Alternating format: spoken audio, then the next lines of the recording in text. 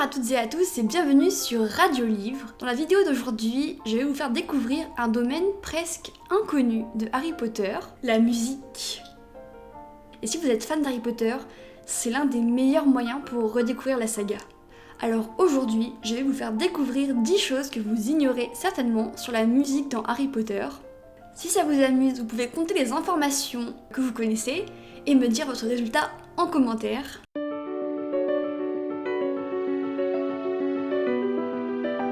On va commencer tout doucement avec une information que vous connaissez certainement, ou en tout cas qui est assez prévisible.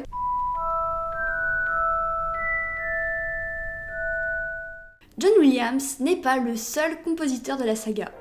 Bien sûr, c'est lui le plus connu parce que tout le monde le connaît, genre Star Wars, Maman j'ai raté l'avion, Jurassic Park, E.T., Les Dents de la Mer, et beaucoup d'autres que j'oublie, Indiana Jones.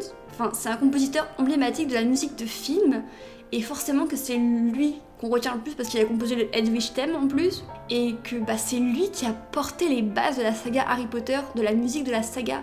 Il a créé l'identité de la musique d'Harry Potter, les sonorités, les thèmes principaux comme le Hedwig's Theme et d'autres thèmes encore. Après, il a été suivi par Patrick Doyle qui a composé la musique de La Coupe de Feu. Après, c'est Nicholas Hooper qui est, à mon avis, très sous-coté, qui a composé la musique des films Harry Potter et l'Ordre du Phénix et du Prince de Sang Mêlé. Vraiment, je pense que c'est les plus belles BO des films Harry Potter. Moi j'adore ces BO. Surtout la musique du 6. Je trouve qu'il y a un côté très intime, très minimaliste que j'aime beaucoup. Et pour finir, c'est Alexandre Desplat, un Français, qui a composé la musique des derniers films Harry Potter.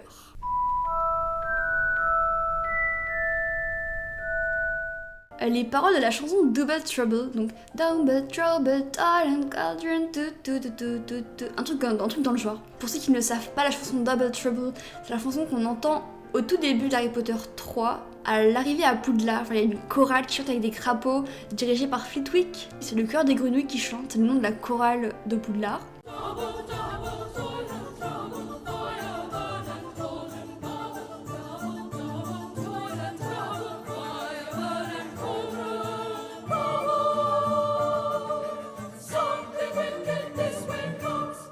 Cette chanson-là, les paroles ont été écrites par Shakespeare il y a longtemps pour sa pièce de théâtre Macbeth. John Williams, lui, s'est juste contenté de composer la musique sur les paroles. Enfin, juste.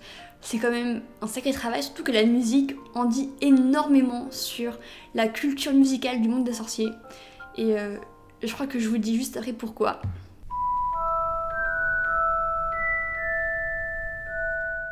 Puisqu'on parle de la chanson Double Trouble et du prisonnier d'Azkaban, vous avez peut-être remarqué, si vous avez l'oreille musicale, que c'est dans ce film que naît réellement l'identité musicale de Harry Potter. John Williams a déjà posé les bases dans À l'école des sorciers et La chambre des secrets. Peut-être que vous avez encore en tête la musique du chemin de traverse.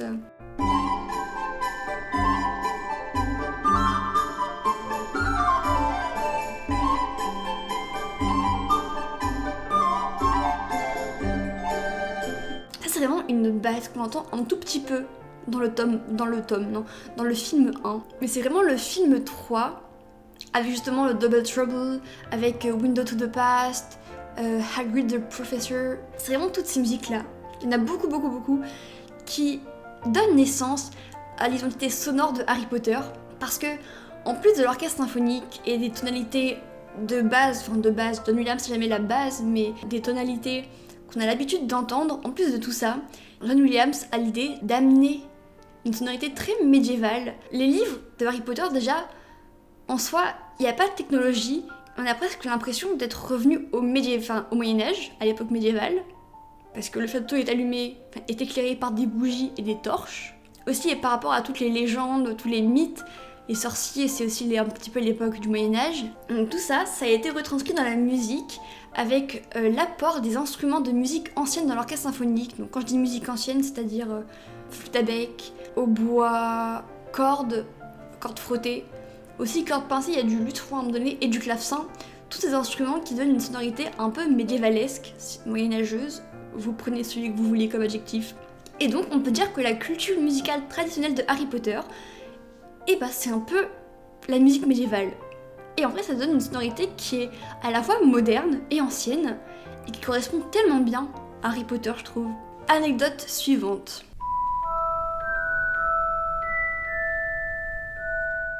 cette information peut paraître assez évidente, parce que c'est un peu le but de la musique de film d'approfondir l'univers, mais en même temps, elle est aussi extrêmement vague. Je vais pas vous ressortir mes cours de sociaux de la musique parce que, même si c'est très intéressant, j'ai pas envie de vous endormir. Vous devez quand même savoir que la musique occupe une place hyper importante dans la culture d'un pays, dans ses traditions, comme dans sa vie quotidienne. On écoute tout le temps de la musique.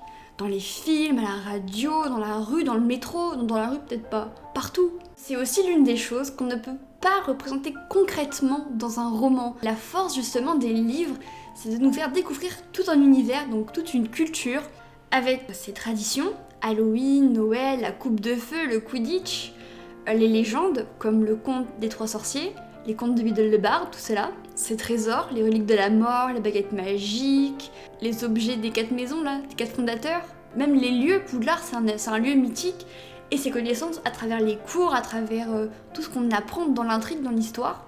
Les films, eux, nous ont apporté un support avant tout visuel. On a pu mettre en image des tableaux qui ont été décrits comme la grosse dame, et aussi alors je sais pas si on voit le tableau des trolls qui dansent, qui apprennent à danser, je crois pas. Et ils nous ont aussi apporté une culture musicale. Ils ont fait ça en faisant jouer des musiciens devant les caméras. C'est ce qu'on appelle de la musique diégétique. Quand vous voyez la chorale chanter, c'est dans l'image, c'est dans l'univers, la musique est dans l'univers. Contrairement à Ludwig Stem qui accompagne en fait les choses. Et d'ailleurs, il n'y a pas qu'à ce moment-là qu'on entend de la musique, où on entend et qu'on voit de la musique. Dans le 5, où il y a la chorale toujours qui joue, puis il y a aussi dans la coupe de feu, où il y a l'orchestre de Fleetwood qui joue pour le bal de Noël, avec le fameux groupe de hard rock, metal, Bizarre Sister. Ces musiques-là, elles appartiennent au Wizarding World. Les sorciers écoutent de la musique comme nous on écoute de la musique. Et c'est ça que je veux dire en disant que la musique approfondit la culture de Wizarding World. Justement, on parle un petit peu de musique qui est dans l'image. L'anecdote suivante est totalement en rapport avec ça.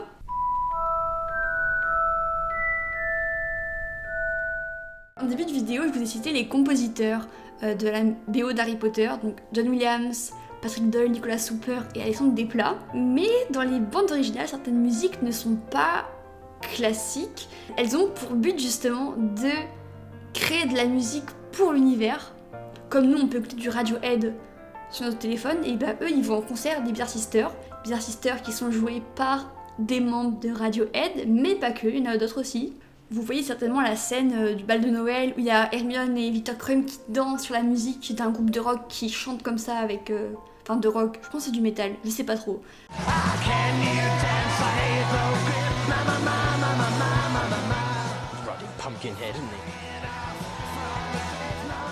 Les musiciens que vous voyez sur scène, ce sont des musiciens, des vrais musiciens du vrai groupe de Radiohead. Donc il y a Johnny Greenwood, Philip Selway aussi, qui ont participé à la composition des musiques du style Do the Hippogriff, je crois que c'est Magic Works, et il y en a un autre, mais j'ai pas tout retenu. Ça, c'est juste 2 musiciens sur tous ceux qui ont participé. J'ai pas retenu les noms des autres, mais vous pouvez les trouver sur internet. J'aurais dû les écrire.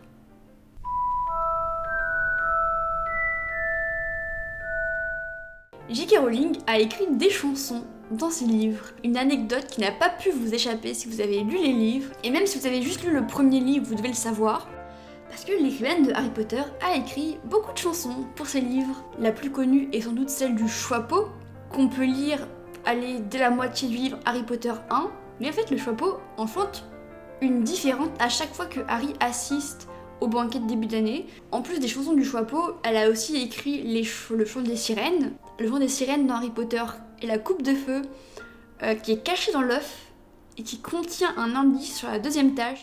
During one hour we have to look to recover what we took.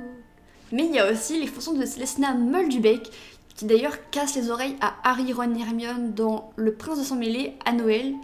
Anecdote suivante.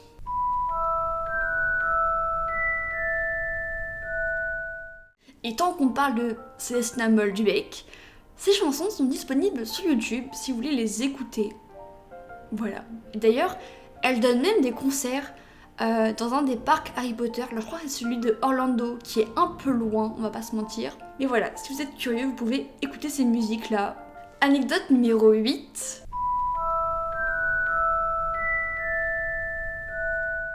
il fallait quand même que je la mette quelque part celle-là. La musique de Harry Potter est souvent considérée comme l'une des meilleures bandes originales de tous les temps. Après, tout ce qui est musique d'Ennio Morricone, Hans Zimmer, John Williams, les autres aussi sont hyper connus, Ludovico Einaudi, mais bref, c'est que des compositeurs hyper connus. Mais c'est vrai que Harry Potter, quand on entend le début d'Edwig's Theme en blind test, et bah il faut crier pour gagner, parce que tout le monde a la réponse, et c'est celui qui crie le plus fort qui aura le point.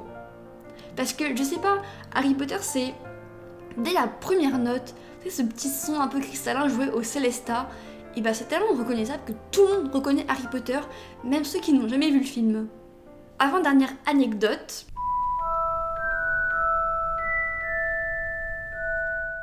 les musiques de Harry Potter ont contribué à populariser la musique orchestrale auprès des jeunes, ce que je trouve très bien, parce que la musique orchestrale c'est une expérience que vraiment je vous conseille de vivre. Ce serait vous mentir que de nier que l'une des premières musiques que j'ai jouées à la flûte, c'était pas Edwig's Theme. Évidemment, c'est genre l'une des premières musiques que j'ai jouées après La Soupe aux choux. Et depuis que j'ai découvert qu'il y avait des musiques de films qui étaient jouées dans des salles de concert du style Zénith, avec en arrière-plan le film qui se déroule, et bah j'ai trop envie d'aller voir un ciné-concert. Vraiment, ça a l'air une expérience de dingue. Je sais que la plupart d'entre vous n'ont certainement jamais écouté un orchestre symphonique de leur vie, et je comprends parce que la plupart du temps, ils jouent des morceaux classiques qui sont un peu plan-plan si on connaît pas les codes de la musique classique. C'est vraiment un domaine un peu élitiste, et je trouve ça dommage parce que vraiment l'orchestre symphonique c'est une expérience vraiment, je vous assure, enfin, je pense que ça se voit à mon sourire, j'adore ça. Et c'est pour ça que les ciné-concerts, je trouve ça hyper intéressant et que j'ai trop envie d'aller en voir un sur Harry Potter parce que c'est facile d'accès. Vous assistez au film avec un orchestre qui vous joue la musique en direct. Les vibrations de la musique sont pas pareilles à travers l'écran, le portable, l'ordinateur, le cinéma ou l'orchestre. Si vous avez vu les films 36 000 fois comme moi, un ciné-concert c'est un excellent moyen de redécouvrir le film parce que vous n'allez pas vibrer de la même façon, enfin vos émotions vont pas vibrer de la même façon. Dernière information. La musique prédit la suite du film. Et ça prédit encore mieux que les tasses à thé de Trelawney. En tout cas, avec une oreille avertie, vous auriez pu deviner la fin du film dès le début, ou presque en tout cas. Je vais vous expliquer un petit peu comment ça se passe. En écriture, on a ce qu'on appelle le foreshadowing, c'est-à-dire que on sème des éléments de l'intrigue, la résolution dans le texte, vraiment des petits mots par-ci par-là, des petits indices. Et dans la musique, on fait pareil. On appelle ça des leitmotifs, c'est des motifs qui représentent un personnage, un thème, un lieu, une émotion, un objet, enfin bref, c'est un motif qui représente quelque chose. Un exemple très simple, le thème d'Edwige, Edwig's Theme, c'est le thème le plus connu d'Harry Potter. Dès que vous entendez le Edwig's Theme dans le film, vous êtes sûr de voir une chouette ou plusieurs chouettes, pas forcément Edwige, ou alors d'avoir un truc en rapport avec les chouettes, genre le courrier, ou même juste un point de vue de la caméra qui plonge comme si une chouette volait. Ça c'est intéressant quand même, mais ça prédit pas vraiment la suite du film. Autre exemple, un petit peu plus poussé dans Harry Potter à l'école des sorciers, John Williams a associé un thème à la pierre philosophale. Ce thème, on le découvre dans toute sa splendeur dans le morceau... je sais plus le titre. C'est à l'ouverture du coffre 713 à Gringotts.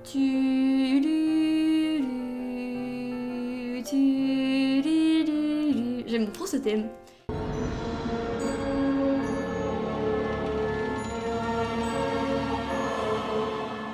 Juste ce petit bout là, on le retrouve plein de fois dans le film. Pas forcément exactement de la même manière, peut-être avec un autre instrument, avec quelques notes qui changent, mais en soi la base de ce thème est toujours là quelque part. Comme par exemple au moment où le trio est emmené par les escaliers, vous savez, les escaliers qui bougent là, hop, et ben il se retrouve dans le couloir interdit du 3e étage. Let's go this way. Before the staircase moves again.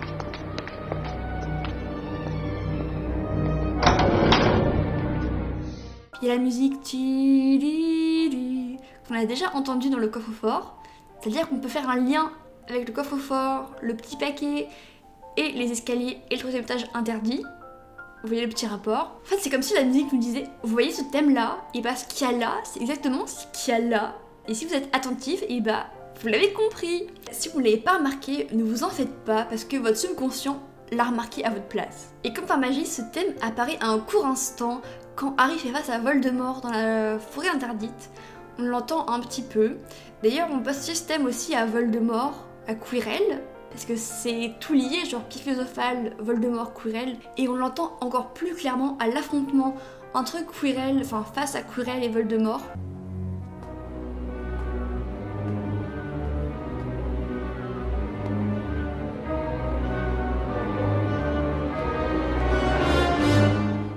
Qu'est-ce qui cherche Voldemort?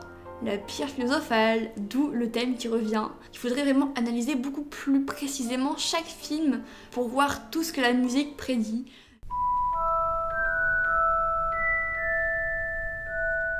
J'espère que cette vidéo vous aura plu. En tout cas, moi j'ai bien aimé la tournée. Je trouvais ça intéressant de replonger dans Harry Potter avec la musique. C'est aussi grâce à la musique d'Harry Potter que j'ai validé mon grand oral et ça... bah... c'est pas mal quand même. Et n'hésitez pas à me dire en commentaire le nombre de points que vous avez eu sur les informations, genre sur 10 du coup. Et je vous dis à bientôt pour une prochaine émission de Radio et Livre.